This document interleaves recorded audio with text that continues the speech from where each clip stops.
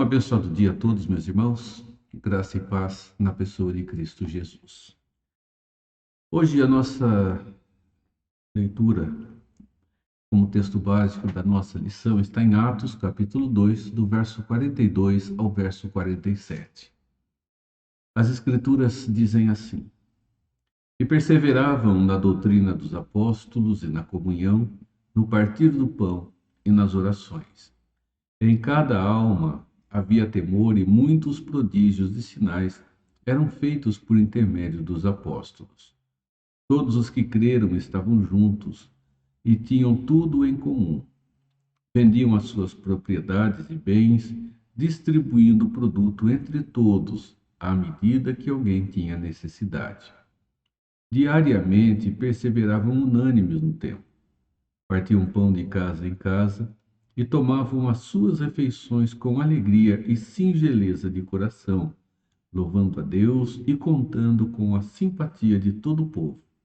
Enquanto isto, acrescentava-lhes o Senhor dia a dia os que iam sendo salvos. Amém. Vamos orar. Nosso Deus,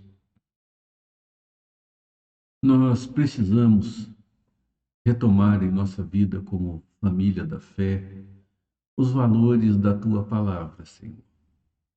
Os valores da Tua Palavra como foram revelados, como verdade para nós no nosso tempo e como verdade que é verdade eterna, Senhor. Porque a Tua Palavra é a expressão da Tua vontade e do Teu querer para a nossa vida. Essa vontade, Senhor, que é única. Essa vontade que nos dá a conhecer o caráter do Senhor como Deus Santo que o Senhor é. Seja nos instruindo no estudo da Tua Palavra nesse instante. Precisamos dessa instrução. Precisamos da bênção desse cuidado. E assim, amado Deus, nós oramos pedindo e também Te agradecendo em nome de Jesus. Amém. Nós vamos louvar ao nosso Deus e já voltamos, meus irmãos, para estudar as Escrituras Sagradas.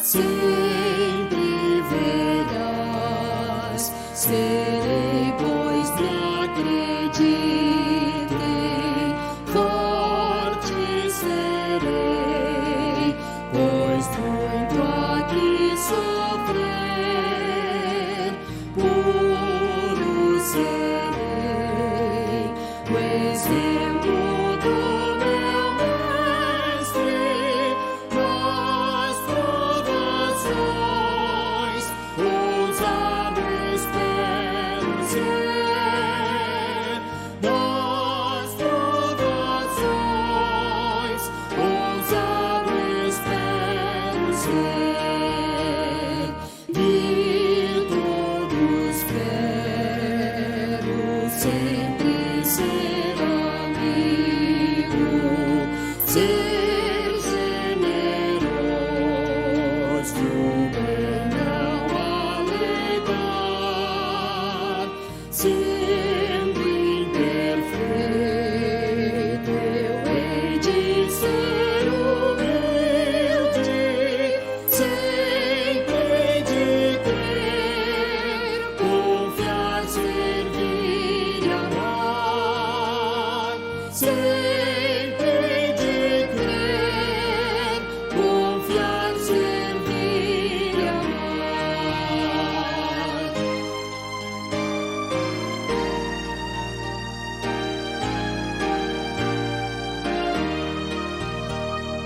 Para que eu seja sempre assim, ó Cristo, vem dominar, mudar meu coração,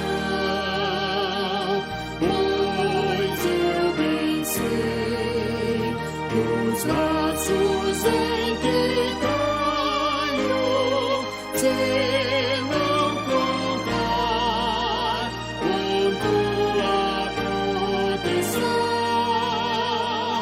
se não contar com tua proteção.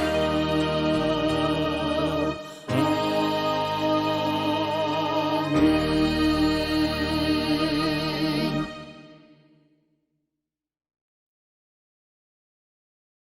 Nós vamos estudar hoje a aula de número 3 da nossa revista. Nós começamos o nosso estudo com uma definição sobre o que é um desigrejado. Falamos sobre a importância da igreja e sobre a importância de cada um de nós como membros da igreja local. E hoje vamos falar um pouco sobre o que fundamenta a caminhada, a existência e a vivência dessa comunidade. Uma igreja mais próxima das Escrituras Sagradas, uma igreja mais próxima da Bíblia. Aula de número 3. O texto básico é este que está aí, fizemos a leitura ainda há pouco.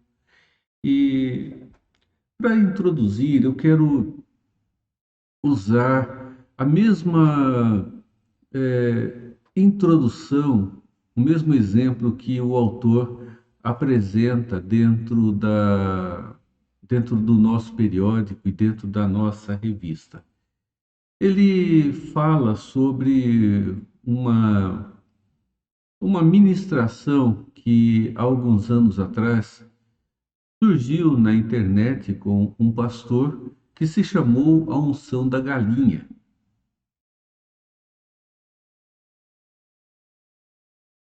Pode parecer um pouco estranho o título, mas esse é o título que está sendo veiculado ainda até hoje. As imagens estão circulando na internet, no YouTube, é muito fácil encontrar. E da pregação desse pastor em diversos lugares, em diversas igrejas. E a sua história, ela começa com a sua vida, a vida desse pastor, quando trabalhava numa instituição bancária e contraiu câncer. E segundo o relato desse pastor, ele teve um câncer que se esparramou por todo o seu corpo. E ele chegou ao ponto de desespero, e, afirmando que Deus não falava com ele, ele decidiu então pôr fim à sua vida. E quando está para pôr fim à sua vida, uma mão branca, um anjo chega a ele, segura pela mão e diz a ele que ele veria como Deus fala e como Deus falaria com ele no seu câncer. Ele diz que a sua casa então é transformada como que num sobrado. E ele está agora na parte de baixo dessa casa, e a parte de baixo, como uma grande garagem, se transforma em um galinheiro. Um galinheiro cheio de aves dos mais diversos tipos e espécies. E num determinado momento, segundo o seu testemunho, aquelas galinhas que ali estão receberam o batismo do Espírito Santo, né? Ao meu ver, a expressão dele é uma expressão equivocada, mas não é o que vem ao caso.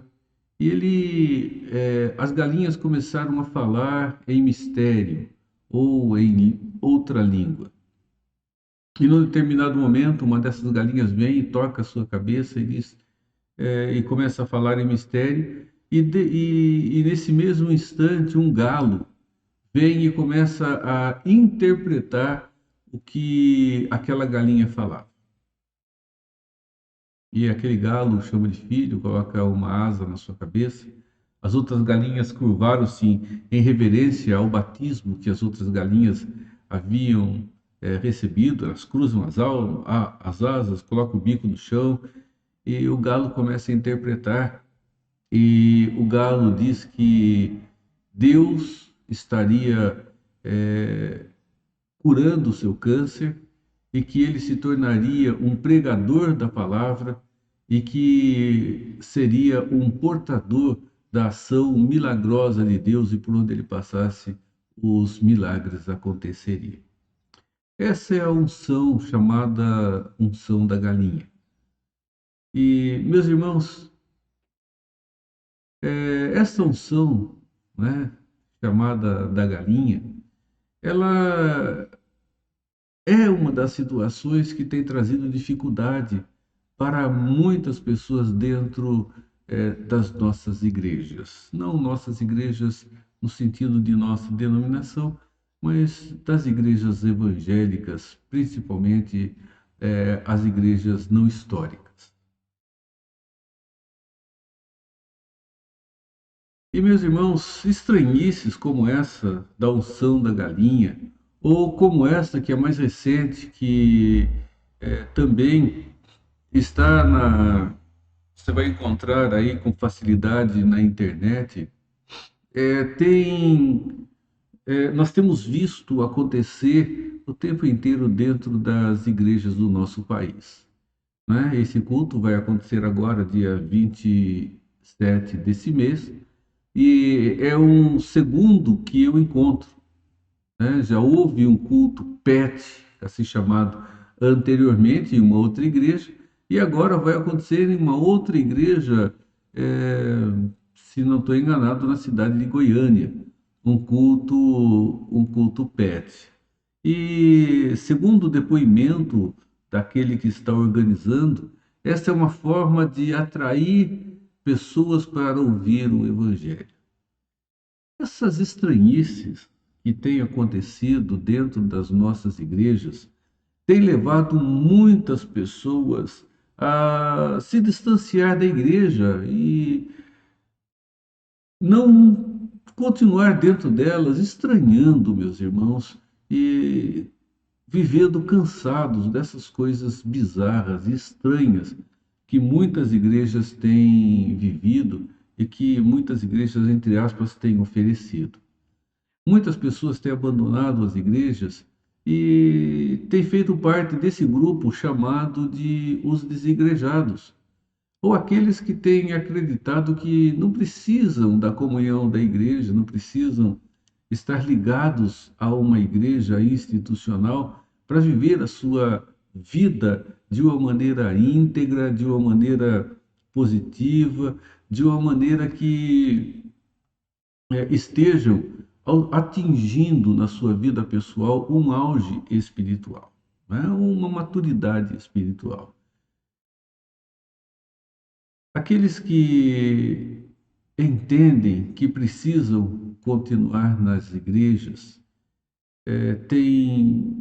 que precisam viver dentro da comunidade, têm buscado igrejas mais sérias. E nós temos um êxodo acontecendo de igrejas para igrejas e de igrejas para lugar nenhum. Pessoas que saem da igreja e ficam soltas, entendendo e afirmando que não precisam das igrejas, principalmente por causa dessas estranhices e de outros comportamentos. E aqueles que têm saído de uma comunidade e caminhado para outra, que têm sido mais sérias, muitos têm conseguido se adequar e se adaptar à realidade de uma nova comunidade, mas muitos têm simplesmente deixado essa vivência e muitos são pessoas fiéis em Cristo. Fiéis no sentido de são pessoas salvas. Ficam algumas perguntas, meus irmãos. Qual a igreja devemos procurar? Que igreja nós devemos ir? Só uma citação da Confissão de Fé de Westminster, no seu capítulo 25, no item 4. As igrejas particulares são que são membros delas são mais ou menos puras conforme neles com mais ou menos pureza, ensinado e abraçado o Evangelho, administradas as ordenanças e celebrando o culto público. Celebrado o culto. As igrejas são mais ou menos santas porque a igreja ela está ligada diretamente à maturidade daqueles que são os crentes que estão dentro dela. Uma igreja ela é mais ou menos pura diante da fidelidade ao Evangelho por parte daqueles que estão vivendo a sua realidade. Meus irmãos, se alguém está procurando uma igreja que seja, vamos chamar de boa igreja, deve, sem dúvida alguma, procurar uma igreja que esteja o mais próximo possível, o mais próximo possível do ensino do Evangelho, o mais próximo possível do que chamamos do ensino doutrinário dos apóstolos registrado nas Escrituras. Não uma igreja que esteja indo atrás de liderança onde existem apóstolos ministrando, mas ensino apostólico ou doutrina apostólica e não apóstolo como líder da comunidade. Então, deve procurar por algumas razões. Primeiro, a igreja ela é fruto da pregação do evangelho, ela nasce ali. Vejam, ouvindo estas coisas, compungiu-se-lhes o coração. É o versículo 37 do livro de Atos, no capítulo de número 2. E compungiu-se-lhes o coração quando ouviram a pregação do Evangelho. Nós temos ali o discurso de Pedro, né? Pedro está discursando e enquanto ele discursa, pessoas que ali estavam ouvindo, muitos rejeitaram, mas muitos abraçaram aquela palavra. Essa palavra, meus irmãos, compungir, aqui nesse texto, dá a ideia de perfurar alguma coisa, de fazer uma perfuração. Então, isso significa, segundo o entendimento do texto, que a palavra que Pedro pregou, a palavra da verdade, ela perfurou o coração daqueles nossos irmãos, figurativamente falando, ou seja, ela penetrou naquele coração. Significa então que a palavra de Deus trouxe um constranger daqueles corações, ela apertou aqueles corações, ela fez com que aqueles corações se vissem movidos naquele instante quando ouviram da pregação do Evangelho do Deus Todo-Poderoso. Meus irmãos, vamos lembrar que o Evangelho ele não foi dado absolutamente de forma alguma para ficar acariciando, massageando o ego de ninguém, de forma nenhuma. O Evangelho, meus irmãos, ele é uma espada de dois gumes, né? Que golpeia o coração humano de uma maneira extremamente dura. E nós sabemos que isso acontece pela ação do Espírito Santo, que vai, segundo o seu santo propósito, trabalhar essa palavra como uma pessoa que, vou usar exemplo aqui de um açougueiro, né? Pessoa que que com muita habilidade ele vai separando os cortes de carne sem que um seja confundido com o outro. Ele habilmente vai separando.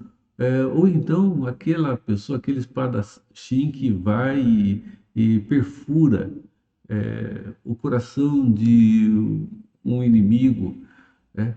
E ele faz isso, meus irmãos, levando as pessoas, levando a cada um de nós a convicção de que somos pecadores. Ele com habilidade, essa habilidade, né, quando eu uso essa palavra, está ligada a essa ação do Espírito Santo que vai penetrar os corações com o sentido dessa palavra compungir. Ele habilmente vai trabalhando e trabalha a palavra de forma tal que convence do pecado aqueles que ele está trabalhando. Vejam João 16, 8 e 9. Quando ele vier, convencerá o mundo do pecado, da justiça e do juízo. Do pecado, porque não creem em mim. Ele está falando sobre a vinda do Espírito Santo. Efésios 6,17. Tomai também o capacete da salvação e a espada do Espírito, que é a palavra de Deus. E ainda, meus irmãos, Hebreus 4,12. porque a palavra de Deus é viva e eficaz e mais cortante do que qualquer espada de dois gumes, e penetrará até o ponto de dividir alma e espírito, juntas e medulas, e é apta para discernir os pensamentos e propósitos do coração. A palavra de Deus, ela tem essa habilidade, não por ela mesma, meus irmãos. Primeiro, por ser verdade de Deus revelada. Depois, porque ela é aplicada pelo Santo Espírito de Deus. Quando o Evangelho ele é pregado de maneira fiel, como as Escrituras nos trazem, ele vai chamar pecadores ao arrependimento. Quando esses pecadores são chamados ao arrependimento, eles são convencidos do pecado e eles querem saber o que fazer. Quando isso acontece conosco, vem uma interrogação: e agora? O que é que eu faço? E agora, qual é o próximo ponto? O próximo passo? Qual é a próxima atitude que eu devo tomar? Irmãos, se não estiver dentro de uma igreja séria, ou não estiver ligado a uma comunidade séria de início, muita coisa vai ser dita como um próximo passo, mas que serão, em muitos casos, passos eclesiásticos apenas, e não bíblicos. E ao invés de aproximar essas pessoas da vida de comunhão com o Deus Todo-Poderoso, vai levá-las a uma aproximação de doutrinas eclesiásticas e não da doutrina dos apóstolos como biblicamente apresentado nas Escrituras. Atos 16:30, quando fala da conversão que aconteceu naquele momento tão importante na vida desses apóstolos, diz assim: depois, trazendo-os para fora, disse: Senhores, o que devo fazer para que seja salvo? A resposta de Deus é uma só, meus irmãos. O pecador que está consciente deve arrepender-se. Vejam só, o que faremos, irmãos? Pedro respondeu: arrependei-vos. Uma definição de arrependimento. Arrependimento refere-se ao abandono do pecado, né? Mas não é só o abandono do pecado. O arrependimento, ele traz o abandono do pecado e lança agora uma nova direção para a vida. É o abandono do pecado, numa consciência de um coração mau, é a consciência de estar caminhando até aquele instante por caminhos que não agradam o Senhor, que não são bons caminhos, e a partir daí é um ato de voltar-se para Deus com toda a confiança na graça dele e não em si mesmo. É confiar na graça de Deus e não confiar nos seus próprios valores e méritos para que o relacionamento com Deus seja firmado. E vai resultar esse ato em obediência ao Deus Todo-Poderoso. 3:19 de Atos. Arrependei-vos, pois, e convertei-vos, para serem cancelados os vossos pecados. Arrependimento e conversão, né? Pedro, depois dessas instruções, né, dessa direção que ele dá àqueles nossos irmãos, ele vai vincular, meus irmãos, as promessas contidas dentro da salvação, e quando olhamos para a relação da salvação, nós vemos que há muitas promessas presentes nela, né? Promessa de cuidado, e promessa de estar sendo selado para que se encontre com Cristo Jesus, promessa de que não vai se perder no meio do caminho, promessa de que a eternidade é uma garantia e muitas outras, né? E, meus irmãos, a partir desse momento, ele diz algo que é muito importante.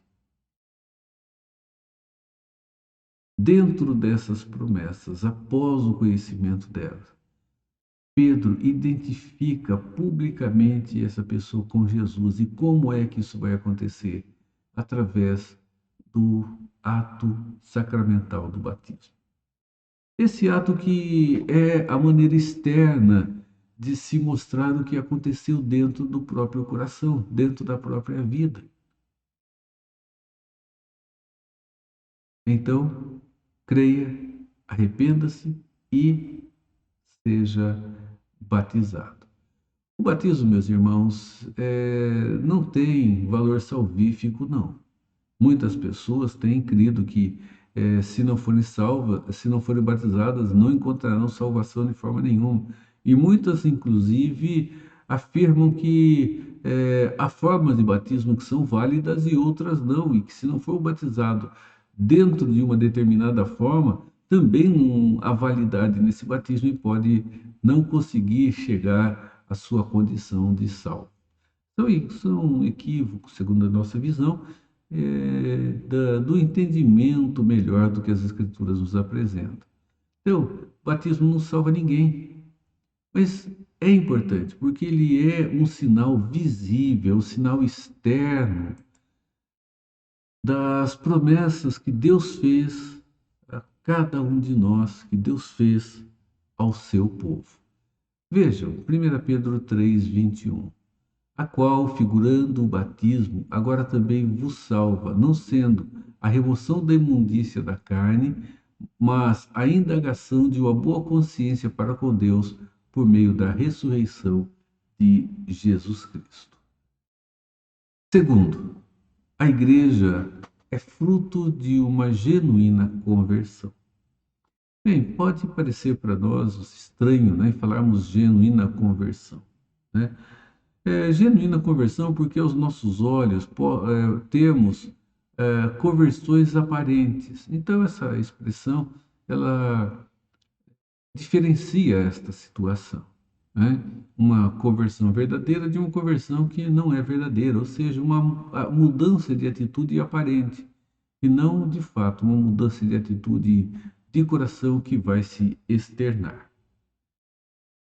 A Confissão de Fé de Westminster ela diz o seguinte: todos aqueles que Deus predestinou para a vida, e só estes, é ele servido no tempo por ele determinado e aceito, chamar eficazmente pela sua palavra e pelo seu Espírito, tirando-os por Jesus Cristo daquele estado de pecado e morte que estão por natureza e transportando-os para a graça da salvação.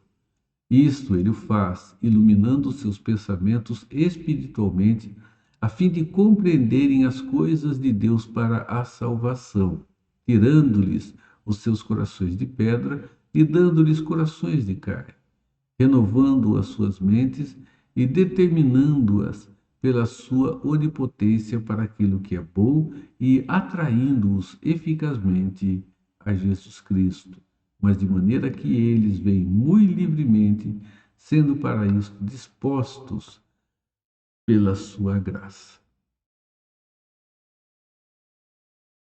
Vamos definir conversão, né?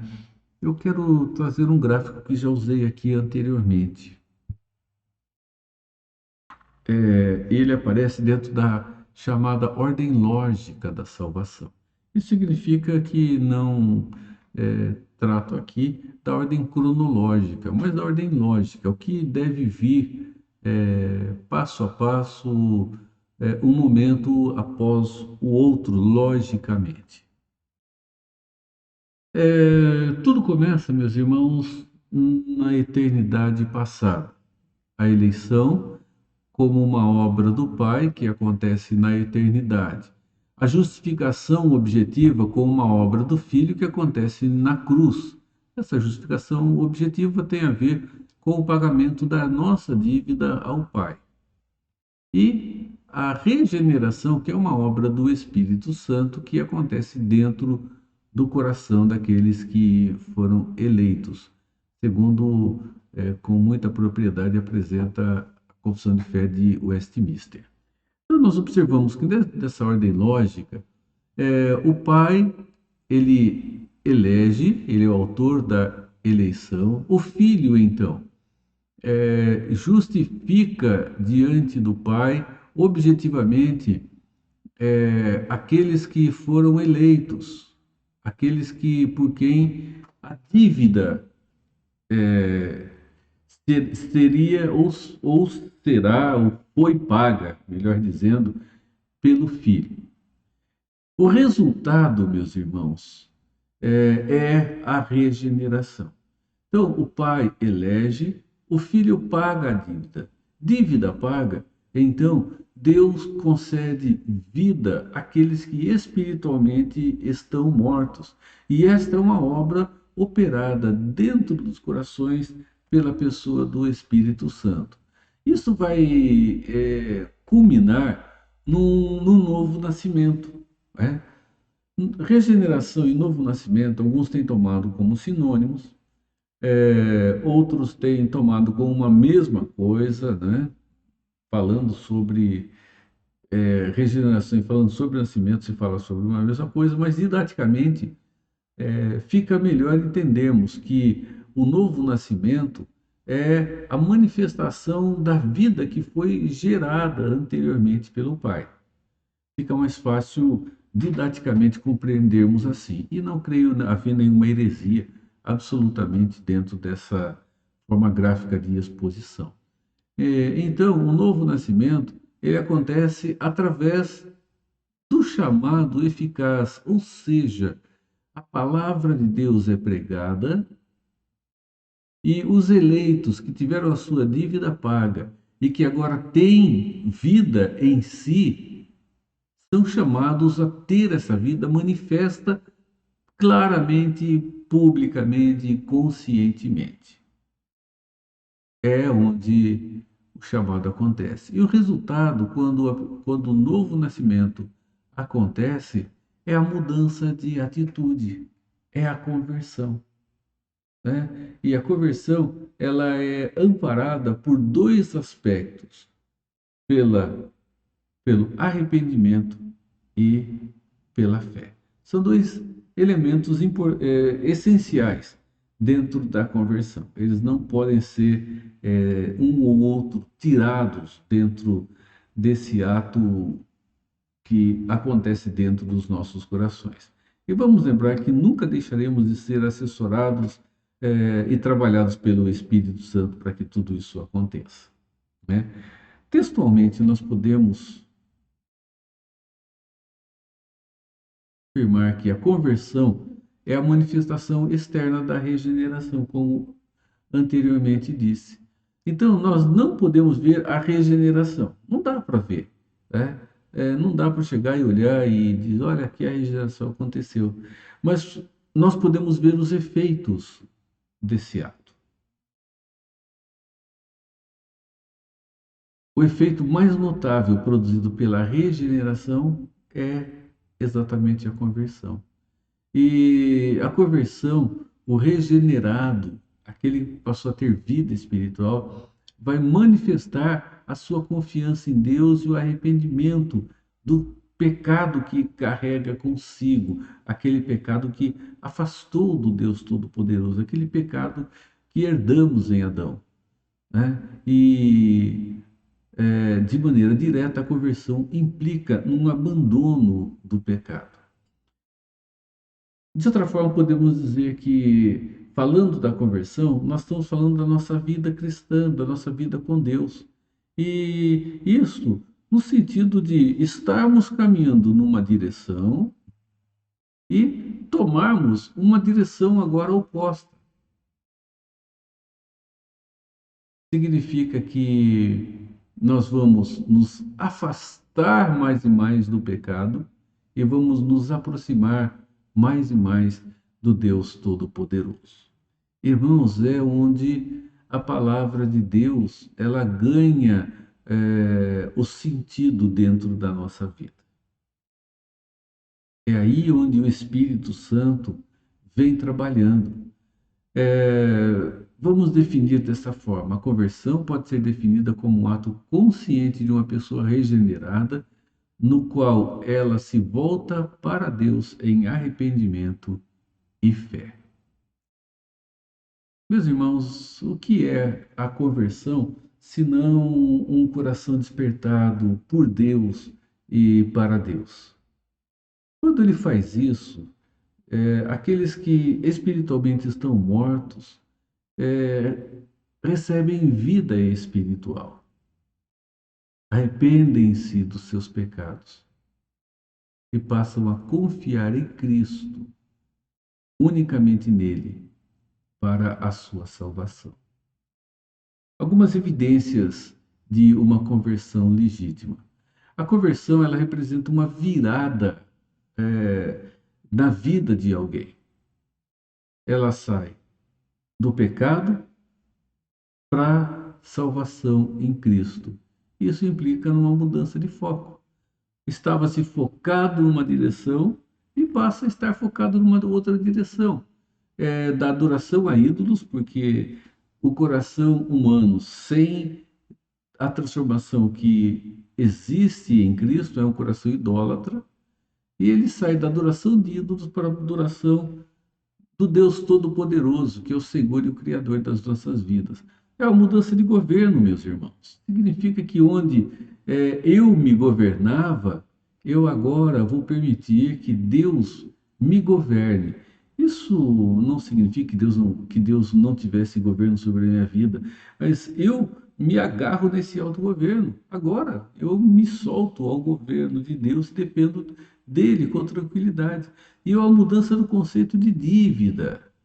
É a saída de um conceito de autojustificação para o conceito de justificação em Cristo Jesus. Vejam, é uma mudança da justificação pessoal, ou autojustificação, quer dizer, eu faço coisas boas para ser aceito por Deus, para a justificação de Cristo. Eu agora faço aquilo que preciso porque fui justificado por Cristo daquela cruz. Vejam no verso 42. E perseveravam na doutrina dos apóstolos, na comunhão, no partir do pão e nas orações. Aqui, meus irmãos, o que nós temos é o resultado dessa conversão. Não é a semente para que ela produza. Aqui nós temos um resultado. Eles estão perseverando. Essa perseverança, meus irmãos, é o fruto do que a conversão produziu em seus corações. Aqui a igreja, ela aparece como um corpo, ela não aparece como um sistema metodológico, um sistema administrativo, um sistema eclesiástico. Meus irmãos, ela aparece aqui como homens e mulheres que foram transformados pela operação do Espírito Santo e que tomaram conhecimento da sua pecaminosidade e que dessa forma passaram a depender exclusivamente da pessoa de Cristo Jesus. O terceiro aspecto é olharmos e entendermos que a igreja precisa de uma exposição da palavra de Deus, uma exposição bíblica de fato. E perseveravam na doutrina dos apóstolos. O evangelho, ele tem que ser pregado com genuinidade. Isso significa que vai ser pregado com autenticidade, cada um tem o seu jeito de pregar, mas ele tem que ser o evangelho genuíno. Cada um vai ter a sua maneira, o seu jeitão, a sua facilidade, a sua habilidade. Não importa. O que importa é que no jeitão, na habilidade de cada um, o evangelho seja pregado autenticamente, genuinamente. Ele seja pregado com integridade. O verso acima diz que os convertidos perseveravam na doutrina dos apóstolos. A doutrina aqui significa ensino. Nós temos um grande problema. Muitas pessoas, quando falam em doutrina, elas têm uma aversão a essa palavra. Irmãos, se nós não queremos doutrina, nós não queremos as Escrituras. Uma doutrina é simplesmente um ensino encontrado nas Escrituras dentro do seu todo. Um único ponto não pode estabelecer um ponto doutrinário. Ele precisa estar sendo firmado por outros pontos dentro das Escrituras para dar base a esse ensino. Isso não significa que o ensino das Escrituras não seja verdadeiro, mas não podemos elaborar uma doutrina mais completa ou às vezes até mais complexa com um único ponto. É preciso que encontremos dentro das Escrituras outros aspectos que fundamentem esse mesmo ensino.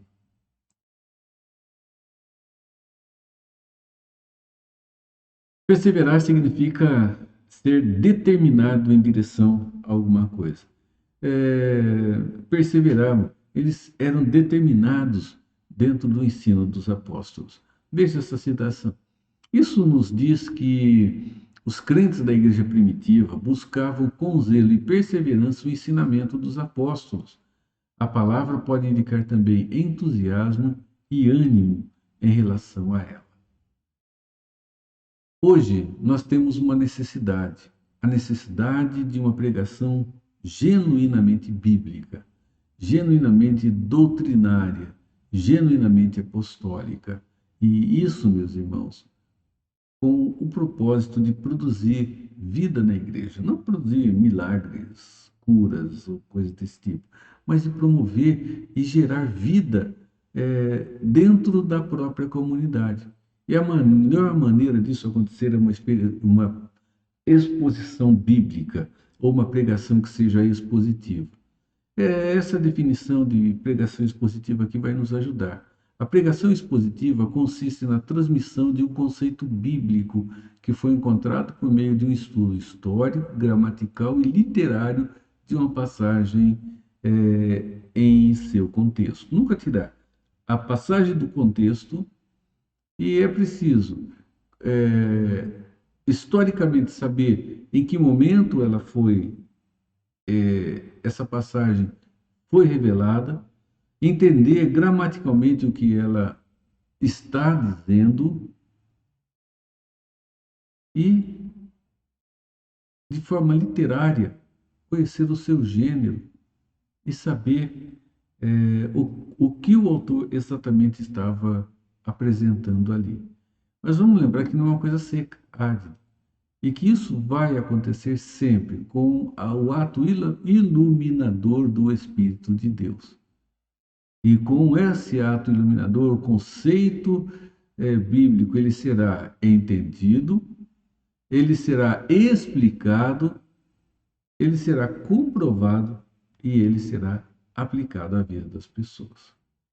O conceito bíblico da passagem deve ficar bem claro ao ouvido das pessoas. Elas devem ser desafiadas a abraçá-lo e elas devem ser desafiadas a praticá-los. O reverendo Hernandes, ele diz o seguinte: a pregação expositiva atinge o ser humano de forma integral, ou seja, intelecto, emoção e vontade.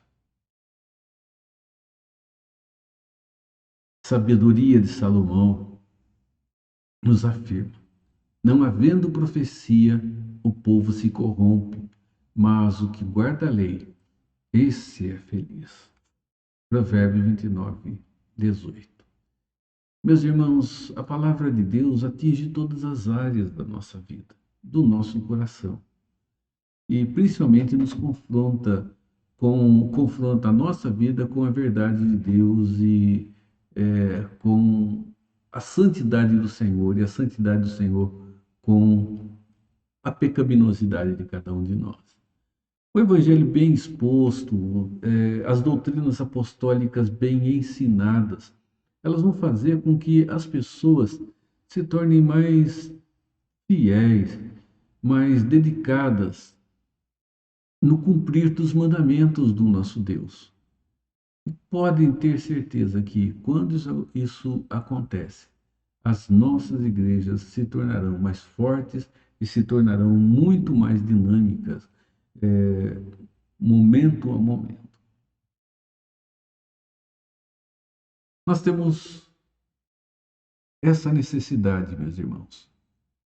Uma pregação bíblica, genuinamente bíblica, que tem a intenção de produzir vida dentro das nossas comunidades.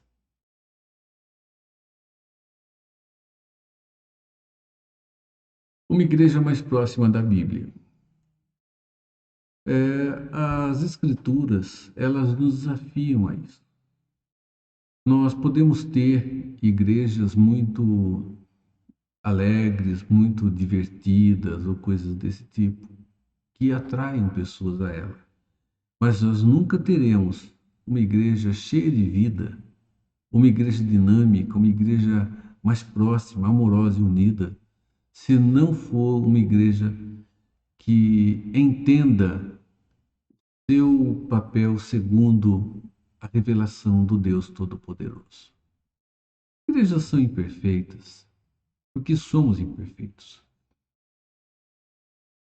E como a confissão de fé nos apresenta, meus irmãos, a igreja ela vai ser mais ou menos pura, dependendo da maneira como os seus membros vivem a verdade de Deus dentro dela. A maneira como os seus membros estão amando a sua palavra como verdade para as suas próprias vidas. Isso com certeza fará grande diferença. Nós somos uma igreja assim, uma igreja que tem que valorizar mais e mais a palavra do Senhor. Hoje, dia 31 de outubro, nós comemoramos 504 anos da Reforma Protestante. São 504 anos em que pilares foram fincados, nos falando e nos mostrando a realidade das Escrituras. E um desses palanques, meus irmãos, dos 5 solas das Escrituras, da Reforma, é somente as Escrituras. Né? Somente a fé, somente a graça, somente as Escrituras, somente Cristo e glória somente a Deus. São os pilares da Reforma. E somente as Escrituras, em detrimento de como a igreja viva a sua caminhada como igreja. Nós não caminhamos dentro dos dogmas estabelecidos pela igreja que não se afinam com as Escrituras Sagradas. Autoridade somente das Escrituras, e uma igreja mais próxima das Escrituras é uma igreja de fato apostólica e uma igreja de fato cheia de vida e que cresce para a honra e para a glória do Deus Todo-Poderoso. Meus irmãos, que Ele em Cristo continue abençoando a sua vida. Escrituras sagradas, são elementos, um elemento distinto da autêntica, verdadeira e genuína igreja do Senhor que quer crescer dentro do glorificar desse Deus, o nosso Deus Todo-Poderoso. Ele o abençoe na pessoa de Cristo Jesus. Amém.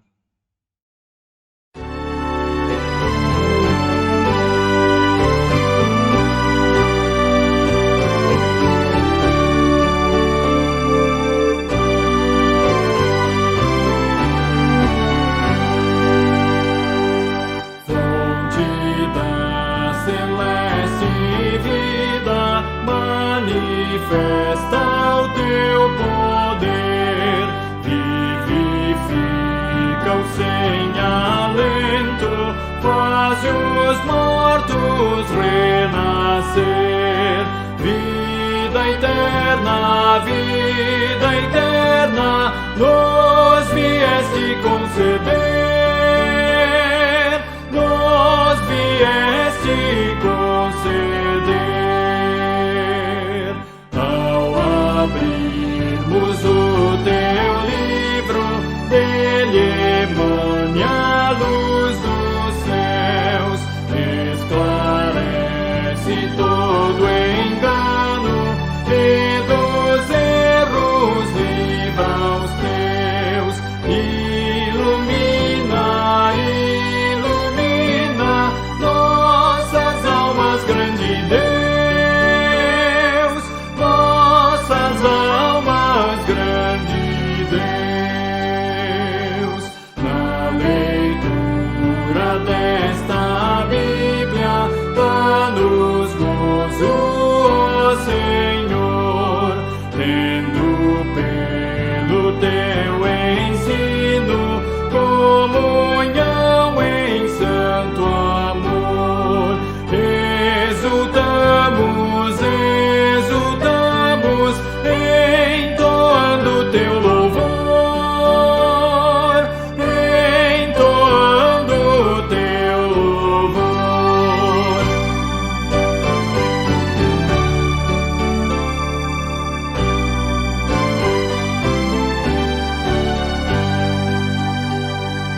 Pelo estudo da palavra, aprendemos de Jesus. Ó, concede os belos frutos que esta instrução produz. E gozamos,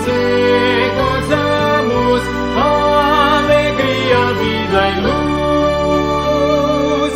Alegria, vida e luz. Amém.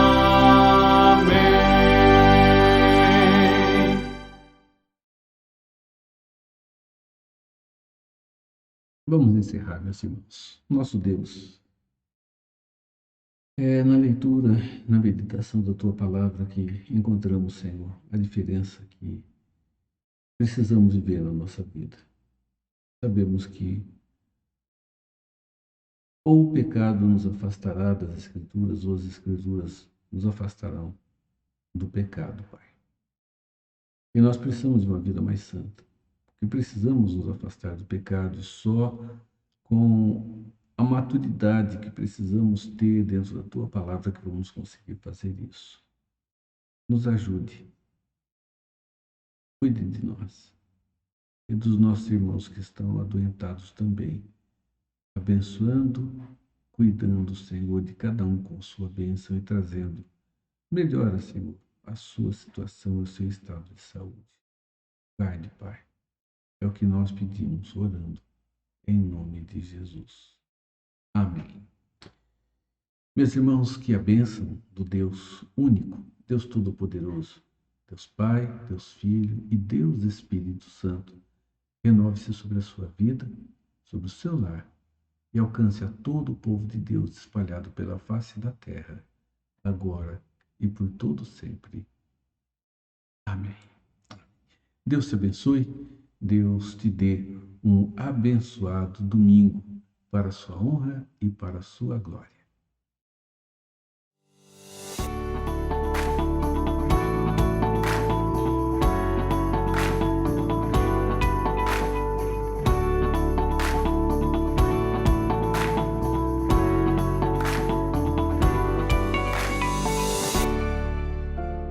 Então, Agripa se dirigiu a Paulo e disse: por pouco me persuades a me fazer cristão. Atos 26, 28. O capítulo 26 de Atos relata o apóstolo Paulo falando ao rei Agripa em sua defesa. Paulo testemunha o que Deus havia feito em sua vida e como ele havia sido transformado do mais cruel perseguidor dos cristãos no mais fervoroso ministro do Evangelho. Muitos podem estar como o rei Agripa após ouvir Paulo. Ouvem sobre Jesus e sua obra redentora, têm o coração tocado, mas relutam em se render. Até admitem somar Jesus à vida, acomodam-no em um cantinho e seguem donos de si. Jesus Cristo é o único Senhor. Somos dele por direito de criação e de redenção. Somente ele deve reinar em nós. Isso te amedronta? O inimigo sopra mentiras aos teus ouvidos? Você perderá a liberdade. Será um fracassado. Entregar a vida a Jesus é a única forma de viver vitoriosamente. Só nele somos verdadeiramente livres e ele é a luz que desbarata nossas trevas. Deus nos amou, nos escolheu, assegurou nossa salvação em Jesus e deseja fazer morada em nosso coração. Se você ainda não se rendeu a Cristo, não adie nem mais um minuto essa que é a mais vital decisão. Foi para nos dar vida eterna e abundante que o Filho de Deus deixou sua glória nos céus, veio ao mundo e morreu naquela rude cruz.